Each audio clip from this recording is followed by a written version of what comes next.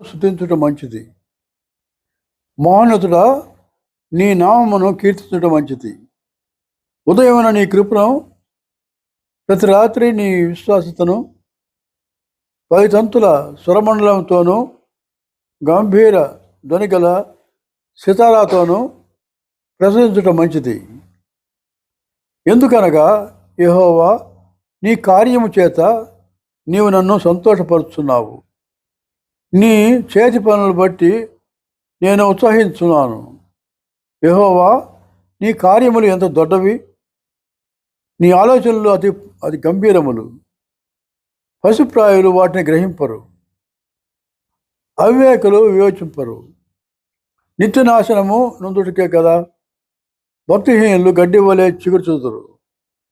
చేతి పనులు చేయవారందరూ పుష్పించుదురు, చెడు పనులు చేయవారందరూ పుష్పించుదురు. యెహోవా, నీవే నిత్యము మహోన్నతుడుగా ఉందువు. నీ శత్రువులు యెహోవా, నీ శత్రువులు నశించుదురు. చెడు పనులు చేయవారందరూ చెదరిపోవుదురు. గురిపోతు కొమ్ము వలె నీవు నా కొమ్ము పైకెత్తితివి. క్రొత్త తైలంతో నేను అంటబెడితిని.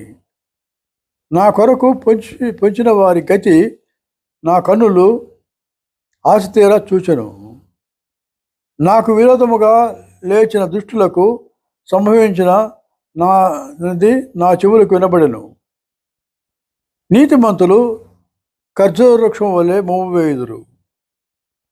లెబనోను మీది దేవదారు వృక్షం వలె వారు ఎదుగుదురు. యెహోవా మందిరములో నాటబడిన వారై వారు మన దేవుని ఆవరణములో వర్ధిల్లుదురు. నాకు ఆశ్రయము దుర్గమైన యెహోవా యథార్థవంతుడనియు ఆయనందు ఏ చెడుతనము లేదనియు ప్రసిద్ధి చేయుటకై వారు ముసలితనమందు ఇంకా చిగురు పెట్టుచుందురు, సారము కలిగి పచ్చగా ఉందురు. దేవుడు తన పరిశుద్ధ వాక్యము మన వెనుకల్లో దీవించునుగాక. ఆమేన్.